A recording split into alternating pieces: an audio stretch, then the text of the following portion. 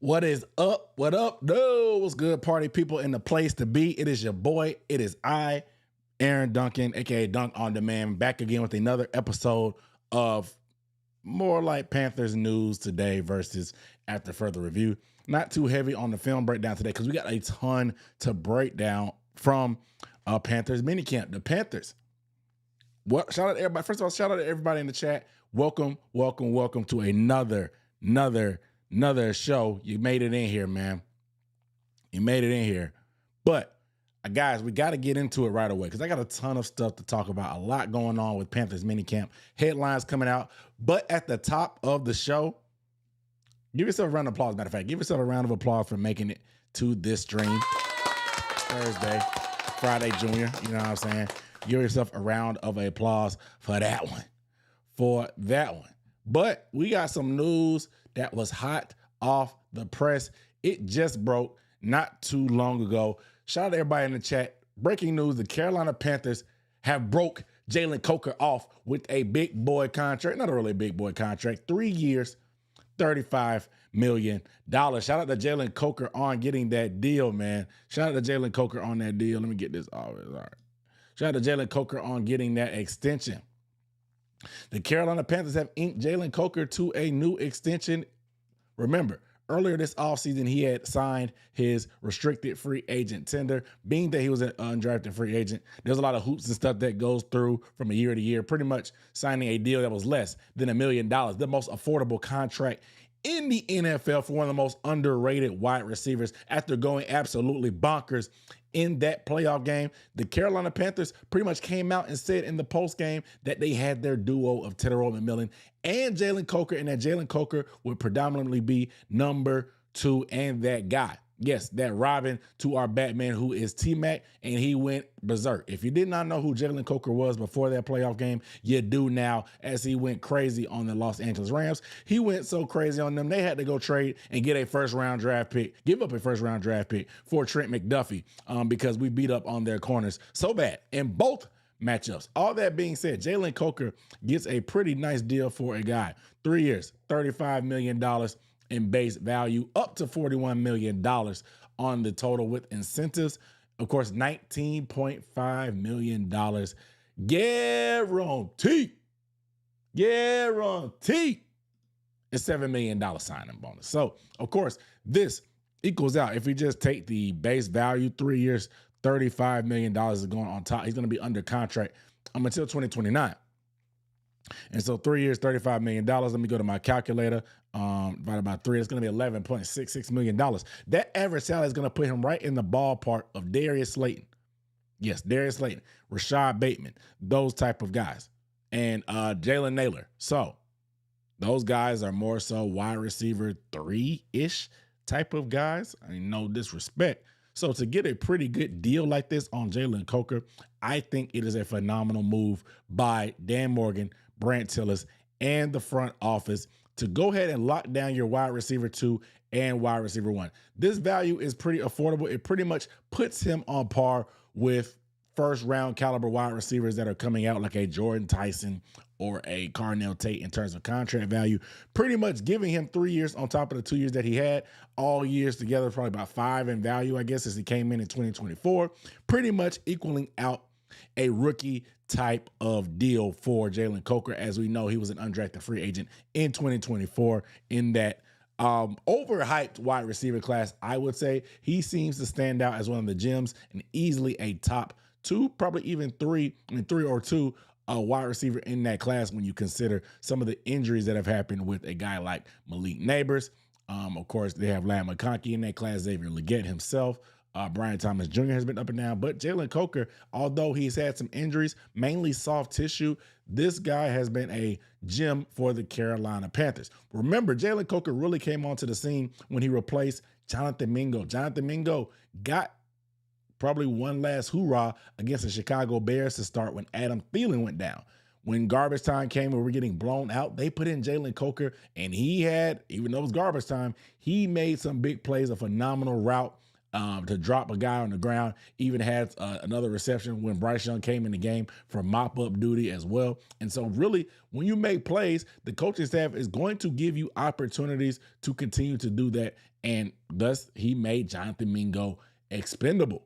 Yes, he made Jonathan Mingo expendable. And so now we are on to bigger and better things because we were able to trade Jonathan Mingo away, get a 4th-round pick, and now we have Jalen Coker and T-Mac. I'm ready and willing to get delusional when I say something like this. But I think that Jalen Coker and Tetairoa McMillan are going to have a top 10 duo caliber year this year. We know the chemistry that Bryce Young has with Jalen Coker. They're like this, son. And then you add that to T-Mac, who Bryce and T-Mac already have that connection as well. We know T-Mac is going to get the lion's share of the targets. But what we saw against the Los Angeles Rams is just a preview of what is to come. I think this duo has the opportunity to take over the league. Jalen Coker is one of the most efficient wide receivers in the NFL since he's been in the league. He just has not gotten the opportunities, and he's also been injured with some soft tissue injuries. I think that him going down last year really was a detriment to the start of our year because remember, we traded away Adam Thielen, and then there was a game against the Patriots where T-Mac was the only guy. He was getting bracketed. There wasn't anybody to really take attention away from T-Mac. And so now when you have a Coker, if he could put together a 17-game season, I think this is going to be the steal of the century in terms of contract value. And in a couple years, we may be paying him a little bit more money. Who knows? But I think this is a stamp of approval by them. I think this shows that he is clearly the wide receiver too. And they wanted to reward him for their hard work. When you come into the program, when you do what you're supposed to do, when you get it out the mud and continue to put your head down and work, this is what this team rewards you with. And so that's going to show guys like a Corey Thornton, who's an undrafted free agent, or whomever may come in, Aaron Hall, who came in this year, could be the next guy of the class, the next gem that we have to really show up. This can be a message to those guys that if you put in the work and you really buy into what's going on and you make plays, they will reward you and they will give you opportunities no matter what your draft pedigree is, even if that displays a first-round wide receiver like Xavier Legette. Now, I think obviously we run a lot of 3 wide receiver sets, so you're going to see Coker, T-Mac, and Xavier Legette, but I think it's clear and obvious now that Jalen Coker is a little bit of a notch above Xavier Legette in the pecking order, and I don't think that's a hot take, to be honest. However, the big thing for him is going to be staying healthy. It's going to be. Whether it's a quad, whether it's a hammy, or whatever, he's had soft tissue issues at times, and it's kept him off the field. And so obviously the best ability is availability, but when he's on the field, we know this brother is going to ball. And so I'm excited about the future of Jalen Coker, man. Shout out to Coke Boy. Shout out to the Coke Boys. Coke Boys, we up. Jalen Coker got paid, and he ain't going nowhere anytime soon. Keep him around. Keep him around. Keep him around. But shout out to everybody in the chat, man. Shout out to Prize Picks on sponsoring this live stream. Shout out to Jack Gist on the Super Chat. Said, never been on stream live. Appreciate you, Dunk. Jack Gist, welcome aboard. Appreciate you tapping in, man. We got a lot going on tonight with sports. I know the Hurricanes, y'all checking out the Hurricanes. They playing the World Cup.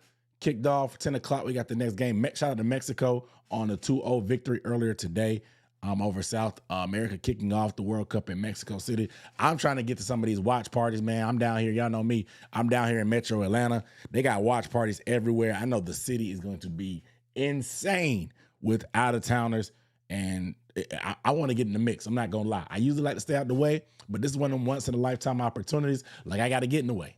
I got to get in the way. You know what I'm saying? I appreciate you on the super chat. Yeah. This is one of them opportunities where it get a little too close to home. You gotta get in the mix. When the Super Bowl came to Atlanta a couple years ago, I usually don't like going downtown like that. I had to get up in the mix. These are once in a lifetime opportunities that you have to pay arm and leg to drive or a long drive to get to. So I want to be in the mix. Who knows when the next time the World Cup is coming to America, let alone having games in Atlanta.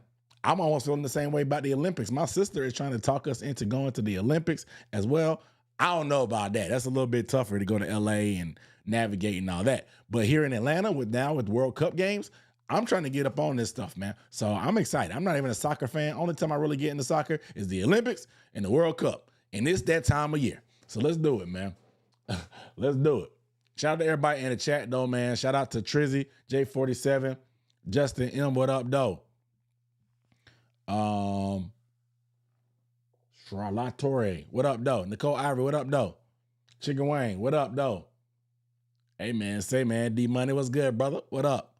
Rails, what up, though? Rockstar Rail in the building. Rockstar L, excuse me. What up, though? Miss Douglas, long time no see. What up, though? So about to finish that Spider Noir. Then he got the unnecessary bluntness noted. Priorities. Jason Bishop, what up, though? Tariq, what's good, brother? Yeah, please get a video thumbs up if you have not, man. We rocking and rolling. Philip Balser, what up, though? They said the Panthers re-upped on their Coke supply for 3 years. 3 years. And so, we're going to talk about Excel in this episode, man. We got to talk about some things coming out. Am I going to the Atlanta versus Carolina game in Atlanta? You bet your bottom dollar I will be there. What is that, week 2? Was it week 2? When is that game? I can't even remember the schedule on top of my head. I will be at that Carolina-Atlanta game in Atlanta. Holla at your boy. Next bottle of blue is on Coca. You got that right. Uber so I can drink that little blue. Hey, you know what I mean? Got to Uber. I'm taking the train. I'm not finna take Uber. Uber's gonna be insane. Traffic, insane. Insane. Hey, Boogie, what up, though? Yeah, man, I don't know what's going on with notifications. Sometimes they play around a little bit. But again, shout out to the Panthers, man. Minicamp is a wrap. We got some weird news that kind of caught me off guard. And it was weird. We're going to get into it right away. We're not even going to waste no time because there's a lot to cover. The Carolina Panthers canceled their last day of minicamp practice. Now, minicamp was scheduled to be 3 days, and this was being the last time the Carolina Panthers got together before they break for summer and then come back for training camp. And so, randomly, the practice got canceled. Now, to me, I was a little perturbed. Not perturbed, but I was like, I want some content. You know me, I'm a content creator. I literally pushed the stream back to today from yesterday because I thought there was going to be more stuff to come out of practice, and I wanted to do a more total view and analysis of minicamp. But it is what it is. We roll with the punches. We stay flexible. The Carolina Panthers do apparently as well, because after yesterday, I was under the impression they was going to be doing some scrimmaging today, some scenarios, but they canceled it. They canceled it out of nowhere, told guys that, hey, you good. You good. Now, is canceling a June 11th practice 3 months before the season starts the end of the world? Not at all. There has been some wigging out on the timeline because it is what it is. Halfway serious, halfway not. But it's not a big deal. Dave Canales felt like they deserved the time off, so he decided to give them the time off. He did. But with that, it's time. The next time you'll see your Carolina Panthers, they'll be checking in the camp. You know, they don't be going to dorms anymore. But they'll be reporting for camp. Vets will report. We'll talk about that as well. But minicamp is closed. They went 2 out of the 3 allotted days. But remember, the Carolina Panthers will be reporting to training camp early because of the Hall of Fame game. And so thus they get an extra week of practice because they get an extra preseason game. And so they'll be, like I said, they'll be getting extra work that 30 other teams won't. The Arizona Cardinals, who the Panthers will be playing, they also canceled the end of minicamp. Sean McVay didn't do minicamp either. He canceled it. Mike McDonald, the Seahawks, the Super Bowl champs, they canceled their practice. And so it's not uncommon, but it just kind of came out of nowhere that it was canceled. But I'm not going to cry, even though I wanted the extra content. Unpadded practice, I don't know. It's just not a big deal to me in terms of them canceling. I don't know if it's a big deal to you, but it may be a big deal to some. But just wanted to make sure I report that. Remember, the Panthers also have 2 joint practices. Dave Canales was on record saying that this is going to be the worst training camp you've ever seen in your life. I ain't say worse. He said the toughest Because think about it. You got an extra grueling week of training camp. It's going to be hot in Charlotte. You got 2 joint practices. One of them is going to be down there in Jacksonville where it's going to be hotter and more humid. You know what I'm saying? And so it's going to be tough down there. Then you got to go against the Texans at home, who have a hard-nosed defense. You already know after what happened last year. Very spirited practice and joint practices. And again, it's going to be a shorter break in between minicamp and training camp. So not as much time to, quote unquote, rest or recover beforehand. So it's going to be tough. It's going to be tough. And so Dave Canales elected to give them an extra day to just come in, report, talk about stuff about what happened, and keep it pushing and go about your merry way. So shout out to the team. Shout out to the team. But shout out to Hollywood. Hold on. Hollywood got married today. Hold on, we got a round of applause. We got a round of applause for Hollywood, man. Shout out to Hollywood. We also got a DJ Horn, man. Shout out to him. We love, man. It's a beautiful thing. Welcome to the married life. Retire your jersey, put your jersey, hang it up. Hang your jersey up in your locker, in the rafters, whatever. Put your player jersey away, homie. Put it away. You're married now, man. You out the game. Hang it up. Sometimes it takes that. That's what you got to do. You got to hang it up. The grass ain't greener on the other side, man. The grass is greener where you water it. You got to take care of what you got. It's hard out here, man. The streets is nasty. So I know. So what I hear. Shout out to Hollywood, brother. Congrats. Big time.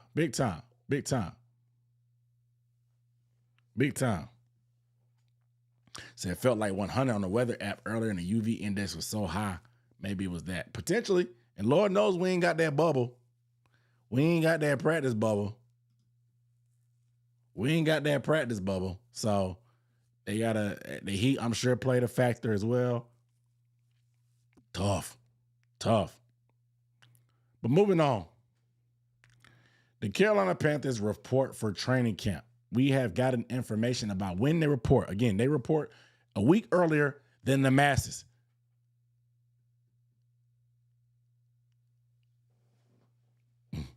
It's a week. Hold on, let's write it back. He said, great marital advice. Bro, look, man. I've been married 5 years. It was 5 years in April.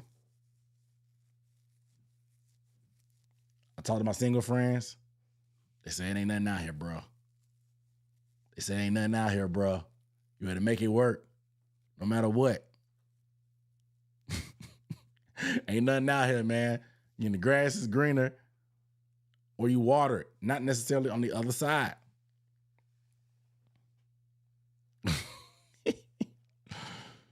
So, man, hey, shout out to you, man, for hanging up the player jersey, getting out the game. You know what I'm saying? One time for the one time. Salute. The Panthers report the training camp. You said we retired. Well, nah, I thought it was funny since we were reporting. It's always funny to me that people make these small jokes about Bryce Young when he's really the size above average height for a regular human. He's 5'10", 5'11". If I was to pull up on Bryce Young, he would still be technically taller than me. But people online, the people that be cracking all the short jokes, I guarantee you the people that's cracking these short jokes about Bryce about 5'7", 150 pounds. Crazy. It's crazy how the internet works and just how stuff is, man. It be the smallest people. And this is coming from somebody that ain't that tall. But I'm pretty sure that I'd be willing to bet money most of the people talking trash about Bryce Young being short ain't nothing but 5'7", 125, 130. You know what I mean? But pot, kettle, you know what the saying is. pot meat kettle, whatever it is, you know what I'm saying? But look, man, yeah, this picture funny. I'm not gonna lie. It's definitely funny. Shoot.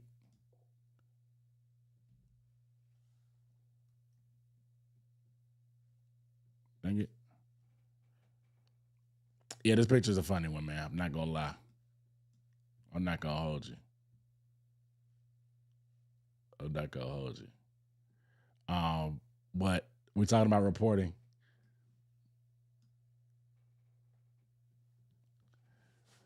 Douglas said her husband celebrated 1 year of marriage in March. Shout out to her too. Hey, I hit 4 in April. So yeah, spring. Shout out to the springtime. Shout out to the springtime anniversaries. Yeah, the picture funny, man. And again,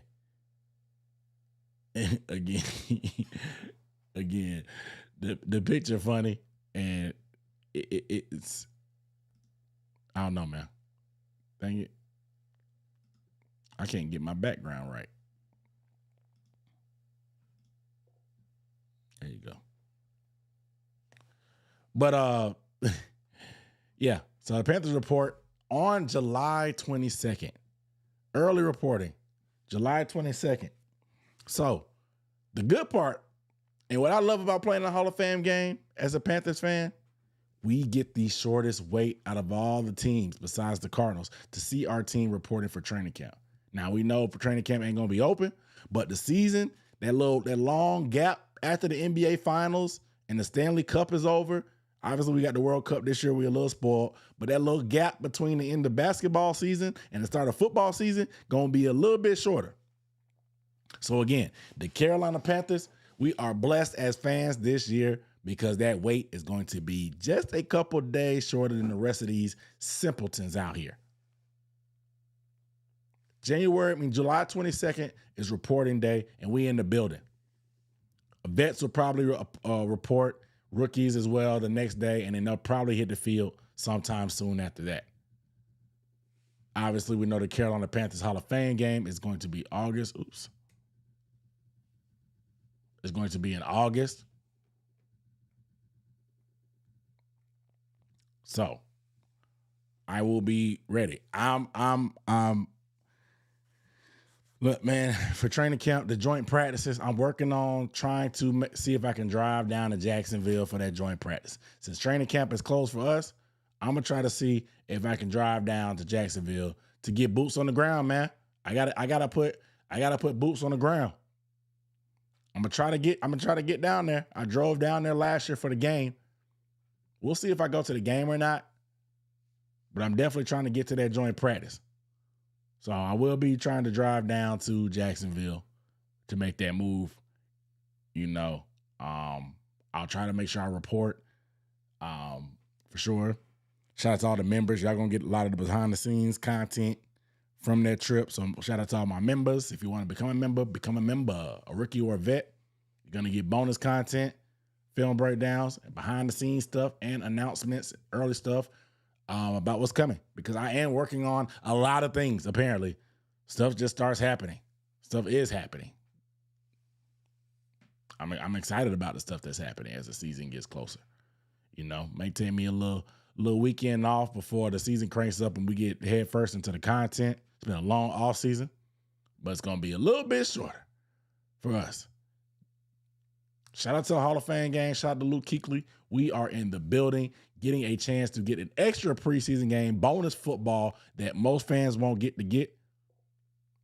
So while you're enjoying the World Cup, I'll be enjoying the WNBA. But once basketball season and the Stanley Cup is over, we ain't got to wait too much longer. Not too much longer. Not too much. So shout out to the Panthers on that.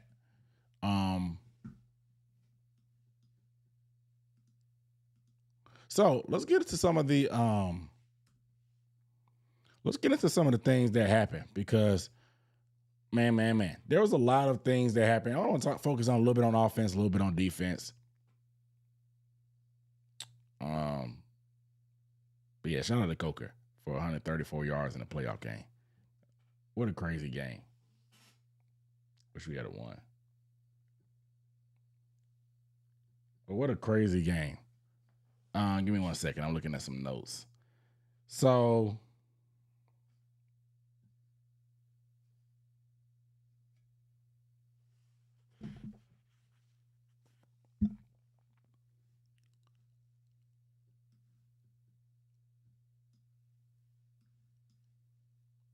the Panthers secondary, I think the name of the game, and we talked about it last week, and so we're not going to get too deep because we looked at the film last week, breaking that position group down. Versatility is key. Versatility is key. We want to be able to match up and do certain things on defense. And I think that the versatility is something that they put on display in minicamp. That's one of my first takeaways. Corey Thornton had a phenomenal minicamp. He picked off Bryce on day 2 of practice on an overthrown pass. I think he was guarding Coker is what it said. He locked down Chris Brazzell on a couple routes. And they said he was been getting work at nickel and safety. Obviously, you guys know we talked about those packages with Corey Thornton where he can line up in that nickel spot. But also, if they want to bring Morig down to be the nickel, they can put Thornton up at safety. His injury is what really derailed him from being the full-time starter going forward. But Thornton, you could be next, bro. This is the Jalen Coker deal should send a loud message to Corey Thornton. If you come in and you ball as an undrafted free agent, they are going to play you. It may take him a little bit, same way it took a second for Jalen Coker to take Jonathan Mingo's spot. It took a little bit for Corey Thornton to take Sean Smith-Wade's spot. But the Panthers have shown, as an undrafted free agent, they are not afraid to try to develop you and put you on the field to give you a chance to compete if you show that you are a competitor and you show that you're worthy and you deserve those reps. And they also showed that they're not afraid to give you a contract if you show what you can do and show that you deserve the money. Jalen Coker is the blueprint for a guy like Corey Thornton. Period. Corey Thornton is going to slide in as a starting nickel. From all we hear, it sounds like he's going to be that nickel again and getting his spot back. And so he's going to have an opportunity this year to really put some things together on tape and try to build towards getting that type of bag. And so I think this is a great opportunity for him to really get involved in his defense and make an impact because we need a nickel. I want to see how he bounces back from the injury.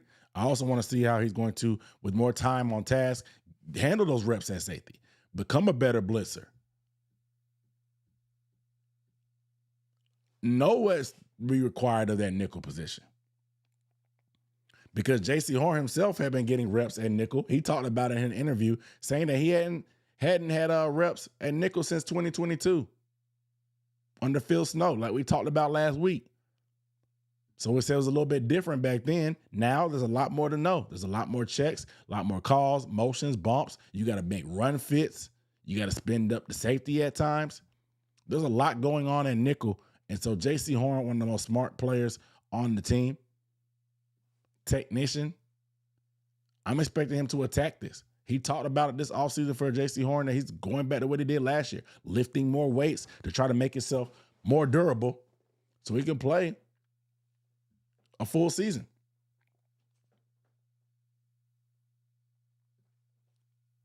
I think the other thing we heard about recently was Sean Smith-Wade has been getting reps and practicing with the safeties. Yes, I don't know if this is a position change. I don't. I don't know if there's a position change, or I don't know if he's just doing some cross training. But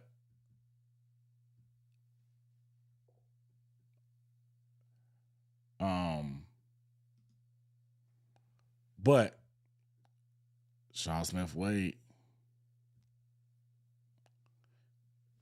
they speak highly of him, but Corey Thornton took the spot. Is he going to be a safety?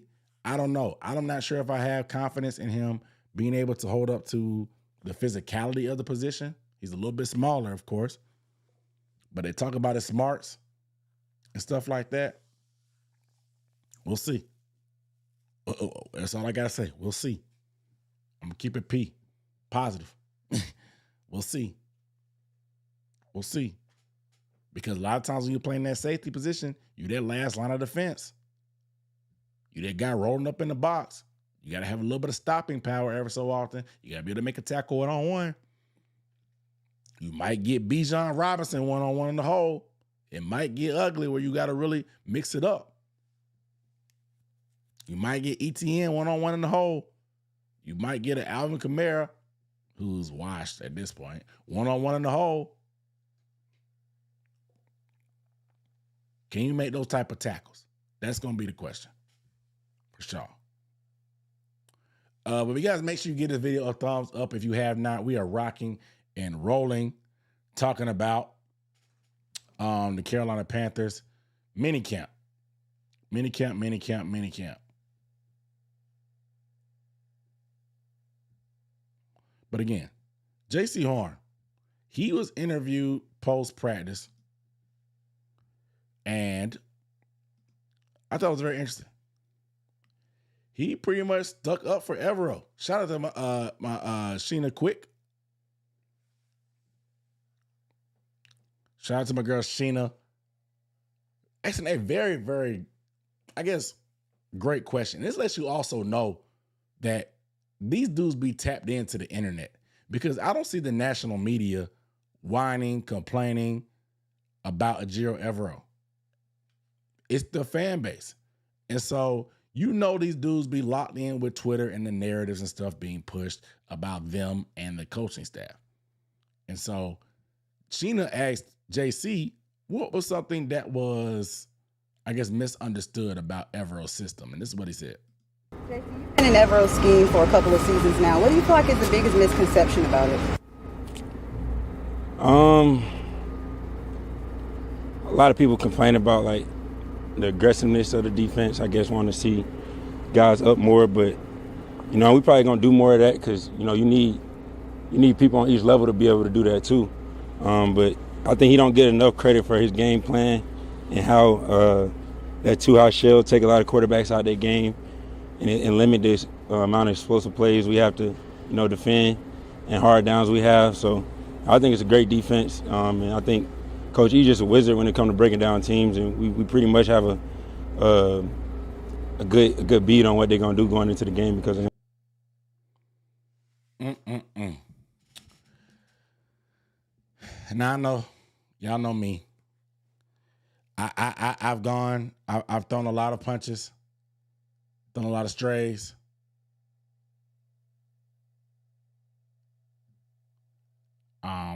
Towards Evero. We've called him everything but a child of God. Milk Dud Head, Lil Bill. Some of y'all call him the Black Aim, the Airbender. Just all kind of nicknames, for him.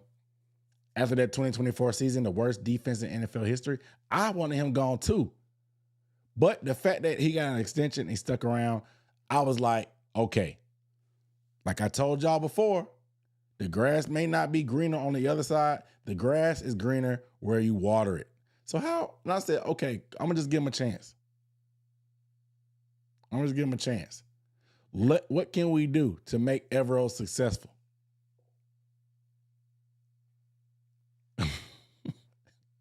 Yeah, Lil Bill is still crazy. It is. They call him everything, man. But he's still here, man. So if he's here, I'm gonna stick beside him, man. And people think I'm turning into some Evero truther or some Nick Scott truther. A lot of times I be trolling just because I like to go against the grain and make people mad. But I argue with facts. It's not me just being off emotions, and I'm arguing with facts. But J.C. Horn, there was a key part about this interview where J.C. Horn said. Let's listen to this piece. Uh-oh. JC, you've been in Evero's scheme for... Dang it. JC, you've been in Evero's scheme for a couple of seasons now. What do you feel like is the biggest misconception about it? A a lot of people complain about like the aggressiveness of the defense. I guess want to see guys up more, but you know we probably gonna do more of that because you know you need people on each level to be able to do that too. He said that you need people. He said that you need people on each level to be able to do that. That to me was a subtle shot at the pass rush, bro. If you're gonna be aggressive, if you're gonna play a lot more man coverage, you need a pass rush. Playing up close and the quarterback has all day to throw is a recipe for disaster. The design of this defense, like he said, was the too high shell, was to take quarterbacks out of their game. Quarterbacks want to push the ball down the field. So the Panthers play from depth to try to prevent that and make quarterbacks nickel and dime them down the field. You're going to give up receptions at times. There's going to give up some underneath stuff. The key is to rally up and tackle. You can play faster moving forward than you can backwards. To anybody out here watching this, you can move forward faster than you can do backpedaling. I dare you to walk forward and walk backward right now. If you're in your living room watching this on TV, stand up. Stand up, walk forward, speed walk forward, and then speed walk backwards and see which one is faster. You play faster moving forward. So that's kind of their mindset. Some people may not like it. Some people may think it's not aggressive enough. J.C. Horn seems to be defending him and saying that, hey, we necessarily have the personnel to do what people are criticizing him for. And I halfway agree. Now, at times on third and medium, do I want them 10 yards off? No. No. But that bend but don't break defense, people want him to push buttons that they don't have. Just blitz them. The Carolina Panthers had the second lowest pressure rate on blitzes in the NFL. On third down and long, the Carolina Panthers had the second lowest pressure rate on third and long. The Carolina Panthers quarterbacks had the seventh most time to throw, meaning from the time they catch the snap, from the time they throw the ball, they had the seventh most time on average in the NFL. They could not get to the quarterback, man. It's amazing that J.C. Horn and Mike Jack did what they did under those circumstances. So now that we got a pass rusher in Jalen Phillips, and now that we expect Nick Scorton to step up and Pat Jones to return to health and Princely to take a step, maybe we can get a little more creative and a little more saucy on defense, getting up the field and getting after it. Maybe. So we're going to see. But again, he's breaking it down to you, saying that the personnel was an issue. I mean, pass rush is where it starts. And obviously, you need to stop the run. Stopping the run is first things first. But after that, can you get after the passer? Because that's going to prevent you from getting off the field on third down. So, J.C. Horn sticking up for his guy. Sticking up for his guy. You guys make sure you get a video a thumbs up. If you have not, SC Panthers boy in the building. What up, though? Y'all guys, give the video a thumbs up. 47 likes. We got 110 people with eyeballs on the screen or eyeballs on the screen. I'm going to say it screens on the screen. Whether you got me on your phone, you watching Caitlin Clark and them play, you finna watch the World Cup at 10, you watching the Canes game 5 tonight. Go ahead, get that video a thumbs up, man. Go ahead. Go ahead. Go ahead. While you're doing that, I'm going to pay some bills. This live stream is sponsored by Prize Picks. Prize Picks is America's #1 sports picking app. Yes, America's #1 sports picking app. All you got to do is pick more or less on your favorite players. Get those things correct, you win. It's that simple. Right now, using code HMA, you can get $50 instantly on your first $5 entry. Yes, $5 entry is going to turn into $50 instantly, and we got a ton of stuff going on. NBA Finals is in this lasting hour. The Spurs may blow another lead next game. We'll see what's happening. We also got WNBA going on, but the once in a 4-year opportunity that's going on currently? The World Cup. Yes, the World Cup is here, man. Prize Picks is putting it down. They have players on the World Cup. I'm not going to lie to you. I don't really know too much about the World Cup, so I'm going to be following along with some of these people. As you can see, a popular player chosen is Wang In Boeum, and also Sun Wang Min. You know, I've been working on my Korean a little bit, so I know a little pronunciation, but they're taking on check. But if you want to take 3 shots, their attacker, their 3 shots, you can see he's been very aggressive over the past few games and some of the friendlies as well, it looks like. I'm assuming he plays in the MLS because these are MLS cities. And so you can take more on him. Bong and Mim, his passes attempted have been way low. You could probably fade him. He hasn't been close to 55.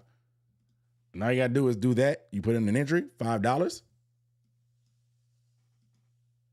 Oh, they're on the same team. So you got to do different teams. My bad. Check goalie. 2 saves. Throw it on now. But now you can follow each other on Prize Picks. And so follow me at Dunk On Demand. That's a lot of times what I do with these sports like tennis or World Cup where I don't know a ton. I look at the people that have the most followers. I look at some of their history and I just follow suit. Shout out to Nicole Irish. She follows me on there. She be getting money too. I see your entries too. I've been seeing your entries too, Nicole. Shout out to you. You one of my followers on the app. I followed you back. I see some of your slips too. You know, I've been getting involved at W pretty hard. I had a decent week the week before. I cashed out some of my money, so I left a little bit of a slush in there so I could play around with. But if you want a little bit to play around with, Prize Picks is giving you $50 on your first $5 entry. So go ahead and jump on that. Use code HMA at the link down below. Shout out to Prize Picks. Shout out to the World Cup. Shout out to America. Shout out to America. What are we going to do? What is America going to do in the World Cup, guys? I'm a casual.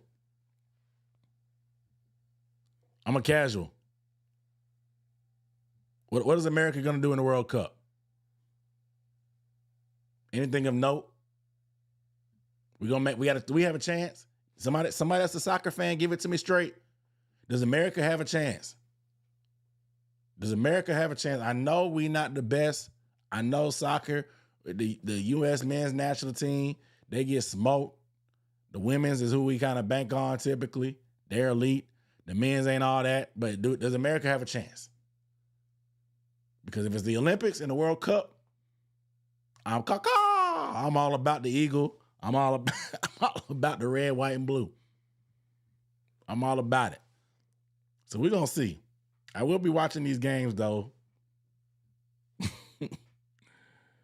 J47 said no. Said no.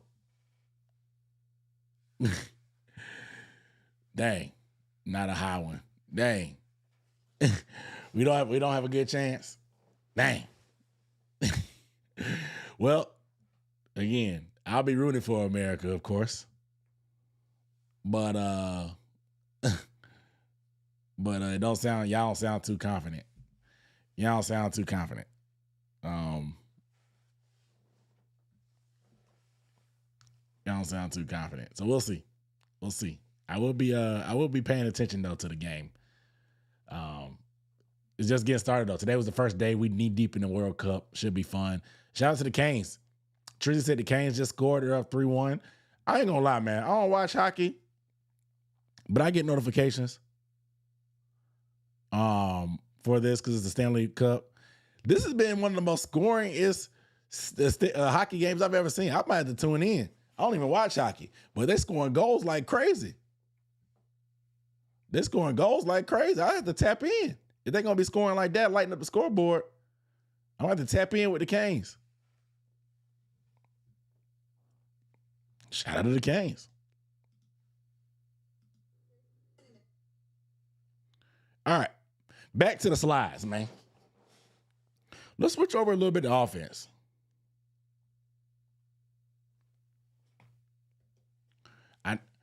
It's a little bit older news, but I know y'all seen it. That boy Bryce Young went to the country.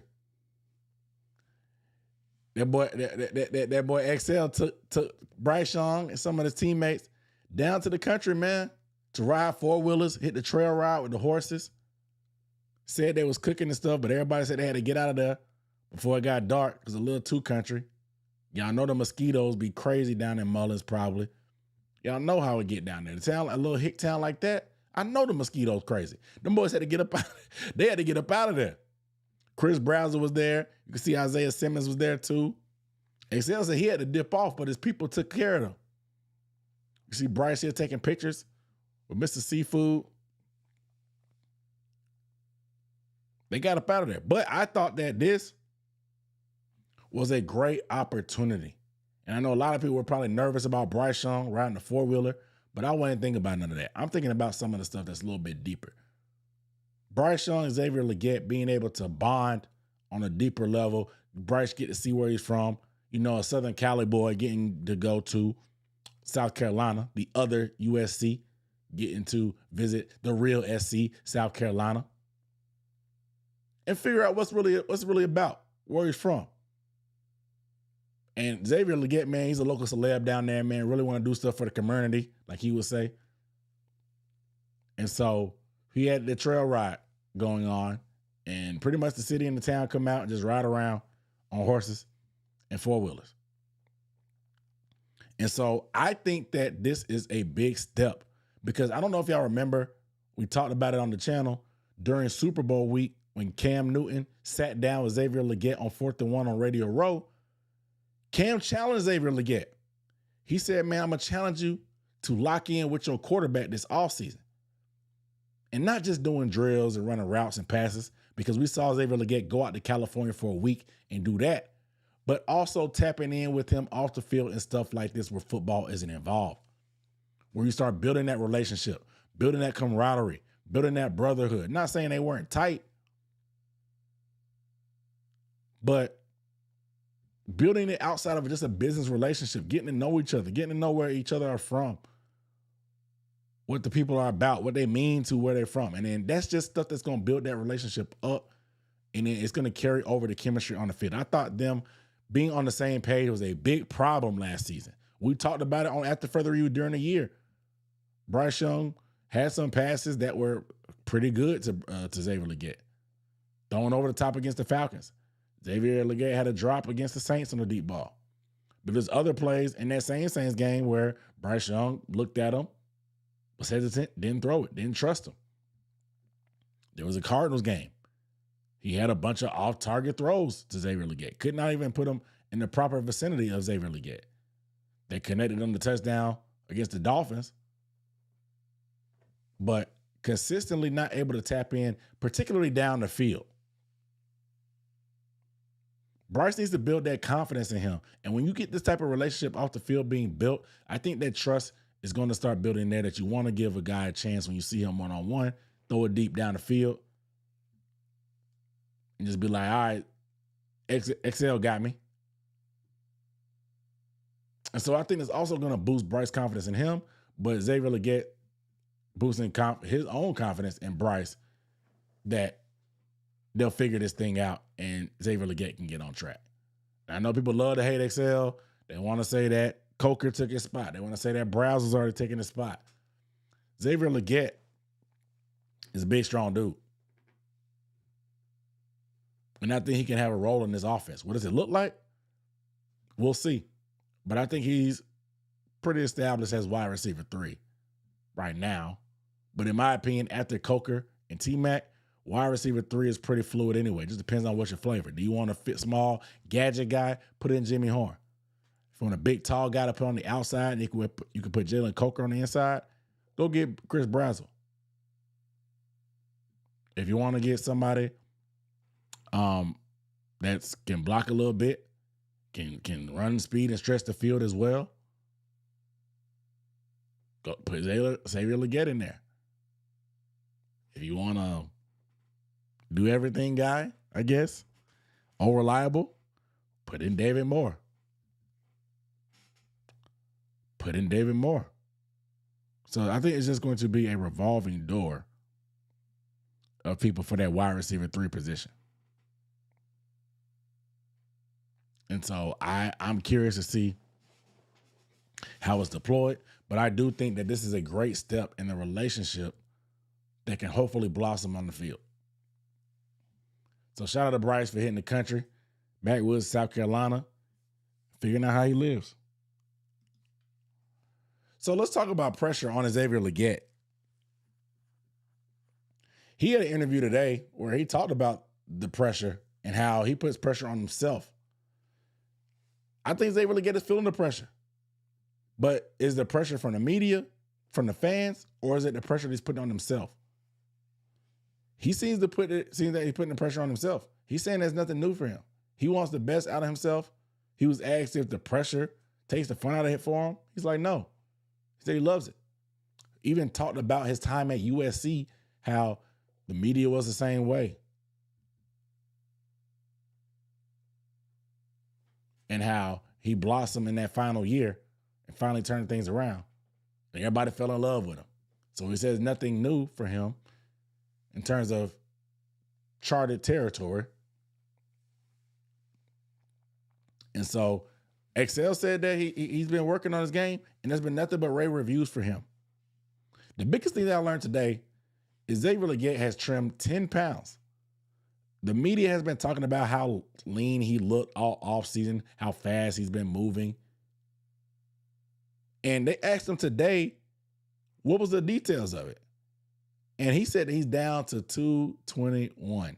Now, remind you, Xavier Legette was 221 pounds at the NFL Combine where he ran sub 4.4. That's huge. Granted, he was only 6'1" and some change, not that 6'3" that he was listed at on South Carolina's roster. Shout out to college rosters. But 220 pounds running sub 4.4 is good money. It's good money. And the thing is, man, you're talking about a guy, he said that he played at around 230 pounds. 230 is crazy. You're pushing in the linebacker territory, homie, when you had 230. But the fact that he didn't really miss a beat in terms of his speed, that's crazy. 230 pounds at 6'1", almost 6'2" is crazy. And so the team wanted him to trim down to 220, and I think that's a safe range to beat. He carried it very well in terms of just the bulk and the build. Didn't add to the midsection. Didn't lose a step of speed. The speed ain't the problem. He ain't that shifty. You know what I'm saying? But the long speed ain't the problem. But he also talked about deleting the mishaps, the mental lapses, not lining up on sides properly, not getting feet in bounds, the drop passes. Those are all the mishaps that y'all are pulling your hair out over for Xavier Legette. And with good reason to be upset about him. He hasn't lived up to the bill thus far. But he's aware. He's working hard. People want him to fail so bad, it's weird, man. Like, people acting like he Keon Coleman or something, dog. This dude has not been late for meetings. He ain't been dancing on the sideline. Talking about I love Cookie. He hasn't been doing that. He's been putting in the work.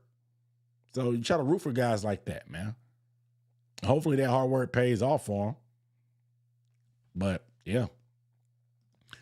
And he wanted to bulletproof his hamstrings. Apparently his hamstrings have been bothering him a lot of the year, so he's been working with the trainer to try to bulletproof them.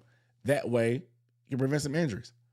There's rehab, and then there's prehab. Prehab is the stuff you do to prepare yourself for stuff and hopefully injury prevention, whether it's some type of acupuncture, motor warm-up. I don't know. Dynamic warm-up. I don't know what exactly they're doing.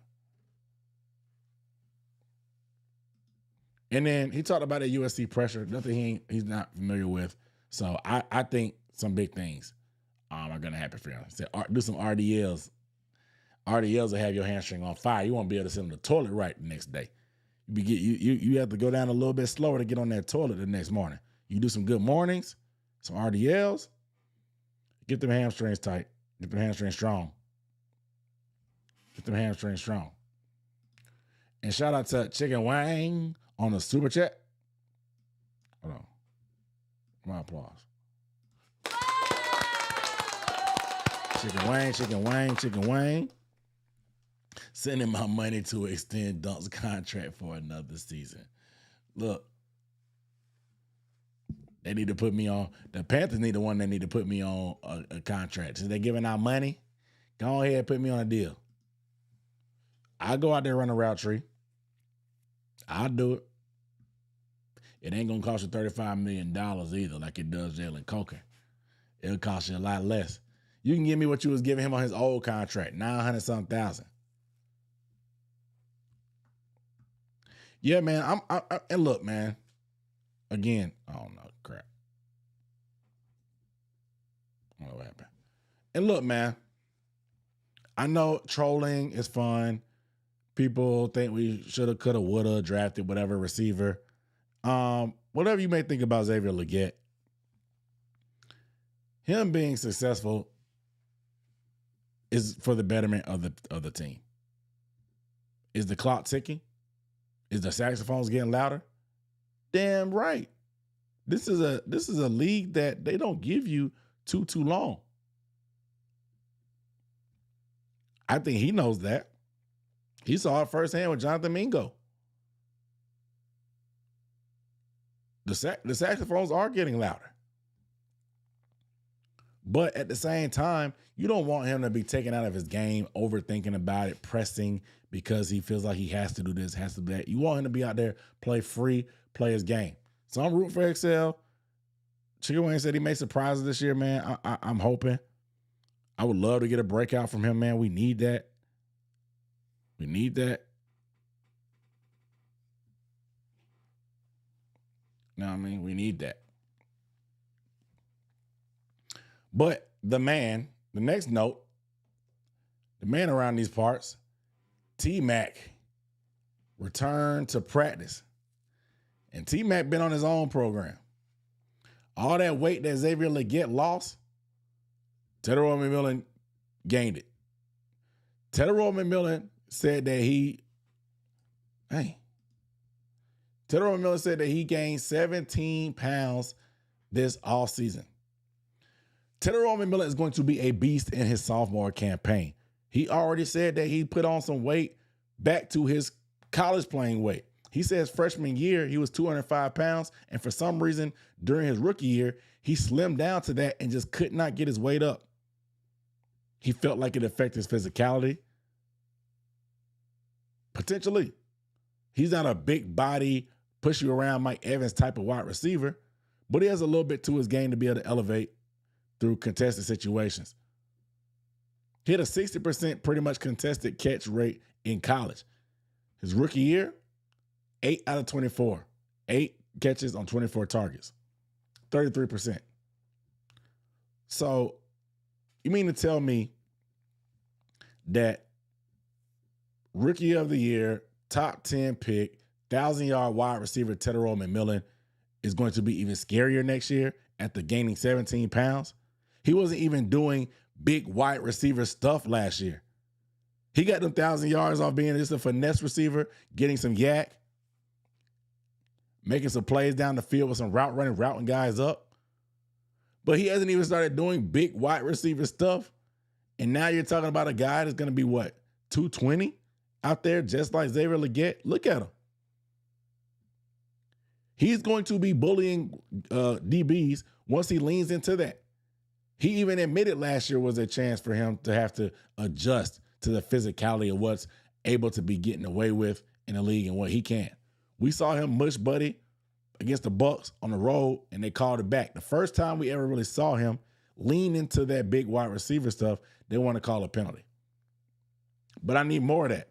Mike Evans made a Hall of Fame career by pushing off of DBs and getting away with it. Do it. Do it.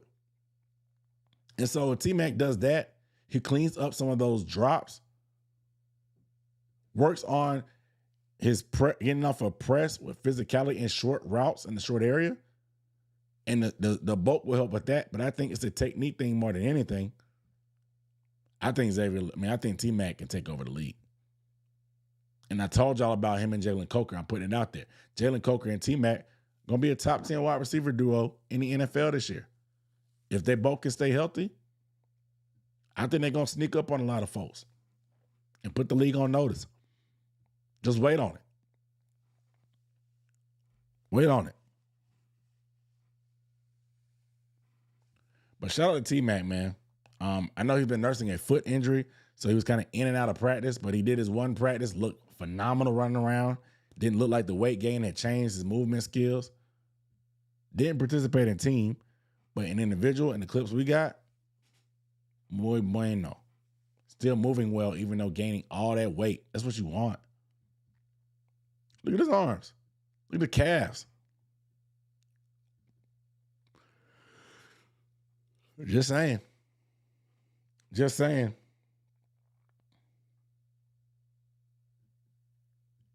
Just saying.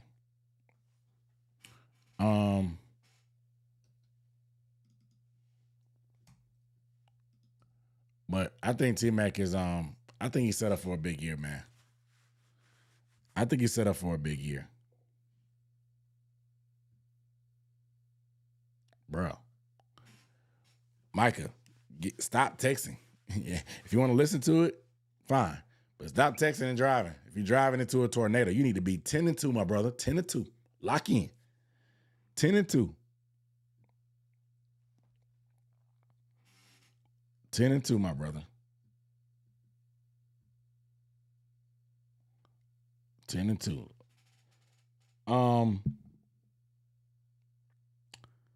But yeah, I think that T-Mac, man, is gonna do his thing. I'm excited about this wide receiver duo, man. It could be special. If we get any help from the tight end position, man, I'm hoping we take that step as an offense. We need that. We need that.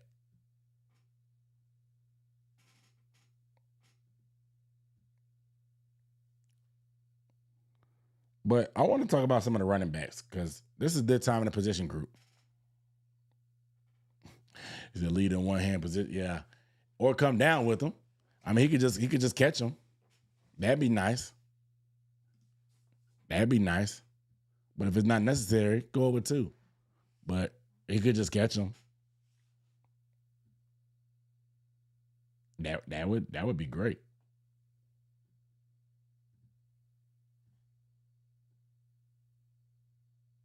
That would be great. But give me 1 second, guys. I'm trying to work on getting this tape.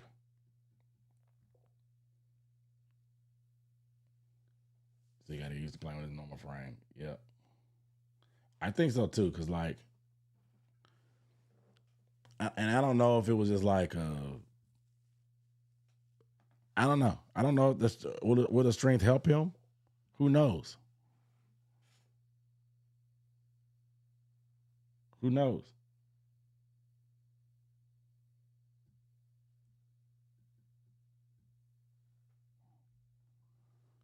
But I definitely think that there was some times where he got out physical.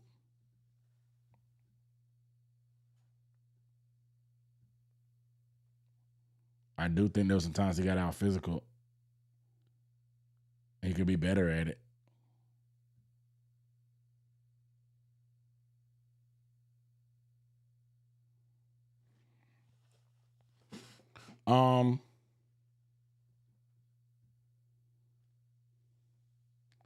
So let's talk about Chuba Hubbard, man. Sorry for the delay. Sorry for the delay. I was last minute getting some stuff together. So Chuba. Oh, sorry. One more slide. David Moore will not go away for anything. There's some people out there that are trying to figure out, they're calling David Moore the teacher's pet. They're like, why is David Moore continuing to be here? Apparently, David Moore had himself a day on day 2, and he couldn't be stopped. The only thing I got to say about David Moore is y'all can get mad all you want, but the brother plays special teams. He can be a core 4 player, core 4 special teams, punt return, kickoff, kick return. That saves a roster spot. And there's a guy that can play all the wide receiver positions, specifically X, which is the backup to T-Mac, which is when we don't really have a true X right now. because that's when you're going to face press most of the time. But David Moore continues to make plays and keeps flashing. If the young guys that they keep drafting aren't good enough to keep David Moore off the field, maybe they're not that good. Maybe they need to step up. Maybe it's not David Moore's fault. Maybe it's not Dave Canales playing favorites. Maybe it's just David Moore making plays and the guys that y'all think are way better than him aren't better than him. At least not yet. Not yet, at least. And so is this the year that he's finally cooked? No, he said he only wanted to play for Dave Canales. I wouldn't be shocked if they cut him and then bring him back later during the year after. But David Moore is here. He's here. Dave Canales said in the press, we can always count on Demo. What he said. Called on Demo. We can always count on Demo. When in doubt, we can always count on Demo. I think it's funny. Again, he's one of those guys that I just troll because people hate him. But he's made some decent plays. He's a smart guy. He blocks. He's a vet. We need some veteran leadership. And he's not that old. He's 29. He's 29. People treat him like he's old as dirt and just like hanging on by a thread in the league when he clearly wants to be in Carolina. The coaching staff loves him. And he's been a solid player when he's been healthy. He got hurt last year, but he's been pretty durable ever since. I mean, before that. So shout out to David Moore. Let's talk about Chuba Hubbard potentially having a bounce back, man.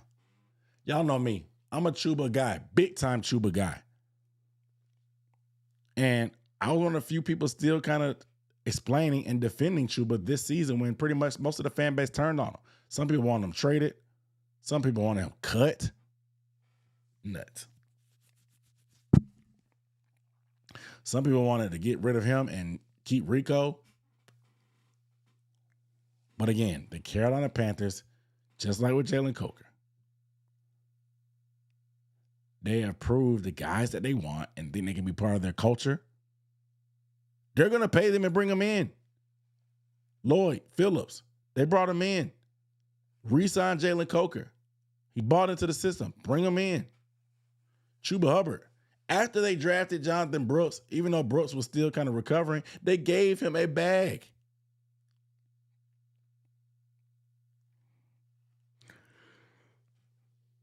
They gave Chuba a bag. If they believe in you and you're a part of what they do and they like what they're going to pay you and they're going to reward you for producing. That's what Chuba did in 2024. And that's the big thing. 2024, 2025 had to be a nightmare for Chuba. Let's look at yards after contact, which is the big issue, I think, the biggest difference. In 2024, yards after contact, he was 2.7 yards per carry after contact. That was fifth in the NFL. In 2025, down almost a whole yard.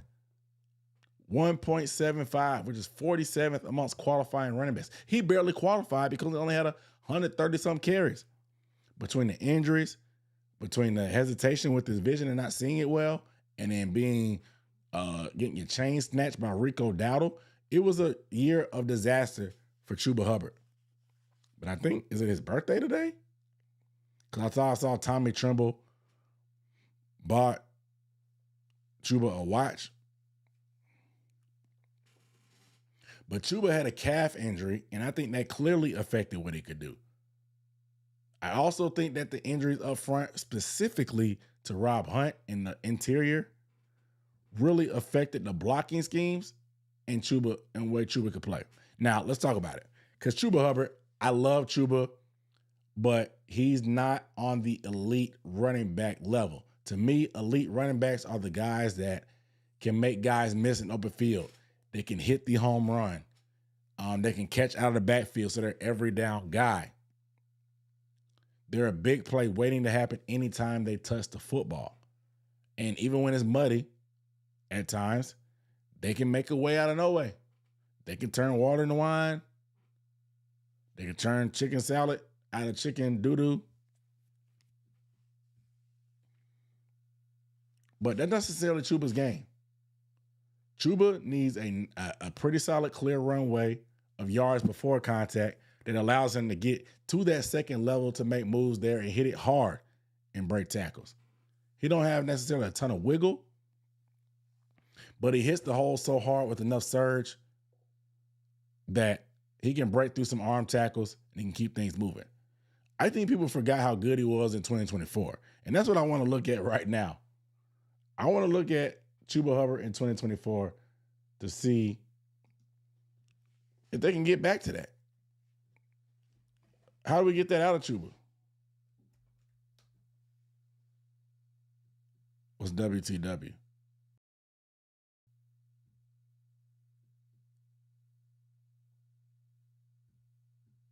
What's WTW? I don't know. You gotta break it down for you, boy. I'm old. I'm 35 years old now. You gotta break it down for Unc. You know, I'm Unc on the man. That's what they call me sometimes. So we gotta break it down, the lingo. Oh, the Coca contract. All right, so let's look at Chuba, man.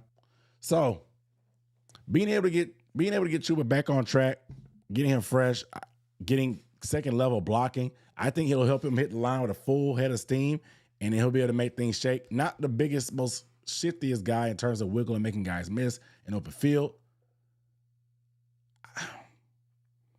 but I'm happy to say we might have one already on the roster that can hold that spot. And that's Jonathan Brooks. Jonathan Brooks looks fast, according to everybody. According to J.C. Horn, his speed kind of snuck up on them. Didn't really realize how fast he was because they just haven't been on the practice field with him that often. Look, I'm gonna cherish them 30-something plays that Jonathan Brooks got until we can see him again. Now, will he play in the Hall of Fame game? I doubt it. I put him on ice from that standpoint. But maybe, I don't know. I wouldn't be mad at any decision that they make in terms of how they handle Jonathan Brooks in preseason. But I know that he's going to be a big factor. I mean, we heard Cam Wolf from NFL Network saying that if things go a certain way, Jonathan Brooks can end up being RB1 by the end of the year. Now, I think that might have been the agenda for Jonathan Brooks as a rookie. But I think overall, man, I can't help but get excited about Jonathan Brooks, just hearing and seeing about the clips of him running around, just because, again, we haven't gotten to see him in the offseason period. Now, I don't want to be too ambitious talking about taking somebody's spot, but initially coming out in that Rico role, how the year started, where Rico got him and ETN, shared some of the carries behind Chuba, I'm fine with that. But the biggest thing, as somebody that played running back and towards ACL just once, it's up here. Everything for him is going to be up here. He seems to be moving well. The weight room seems like he's bigger.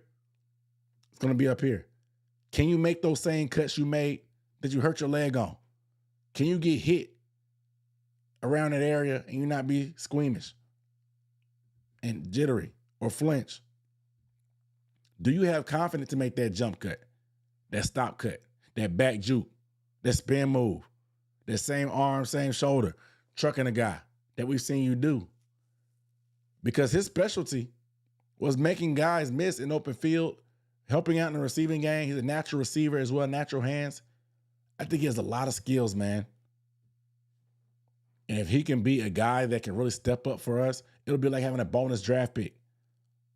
I mean, you guys said it. It's like his first offseason, the first time going through these drills. And so it's good to see him getting work and then managing him on a practice standpoint. I just got 2 plays for Jonathan Brooks, and they're my 2 favorite plays to demonstrate why I'm excited. Y'all remember that Seattle game where we were throwing check downs because they were all over us in the secondary and we could not make their safeties miss? Running backs were getting tackled between Rico and Chuba one-on-one. And we saw Chuba break a long one against the Rams with the full head of steam. But what can you do to create your own yards? on the field. Look at Rob. That type of stuff gets the O-line going. Rob is infectious that way. And I just think Rob Hunt returning, Chuba Hubbard being healthy, Jonathan Brooks being healthy, I'm expecting our running game to get back on track. It has to be. Because I think our running game is going to start and end with that and building from there. Not saying we need to be a running team, but we need to get a lot more explosive like 2024, consistently like 2024. 2024, we ran it pretty much on everybody. Wasn't always pretty, but we ran the ball consistently on everybody. With Rico, it was a good run, but there was feast or famine. After that stretch in the middle of the year, probably the Packers game, it seemed like stuff kind of went. We want consistent production throughout the year. And so being able to play JB, play Chuba, hopefully get ETN involved. ETN, I don't want him on punt return. Get him some touches. Get him in space. He's slippery too. Use all our backs to keep these guys fresh. Cash Barkley said he got faith in A.J. Dillon. It's going to be tough for A.J. Dillon. And I feel bad because A.J. Dillon's been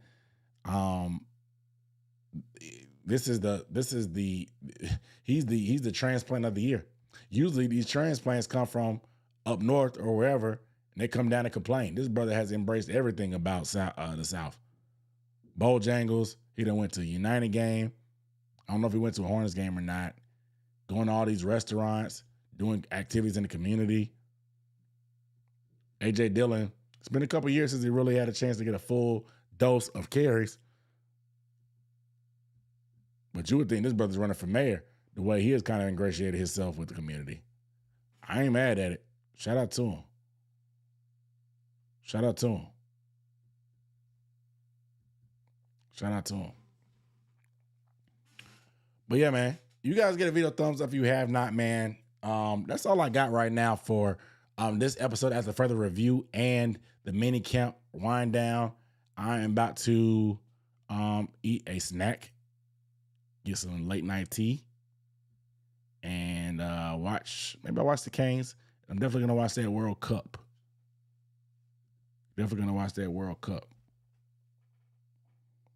Check in on my Atlanta Dream to see if they win. Maybe we won by 14. No, we lost by 14. Sheesh. Yikes. So much for my Atlanta Dream. But I appreciate you guys rocking with me. It's 10:30. Y'all make sure y'all subscribe if you have not. Again, shout out to all the members. Y'all are everything for your boy. Shout out to Cash Barkley checking in tonight.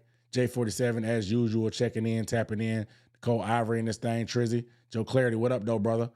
Appreciate you checking in. Everybody out here, thanks again. Next week, we will be breaking down probably wide receivers. I probably should have did it this week because of all the hubbub that happened, but we'll get back at it. All right.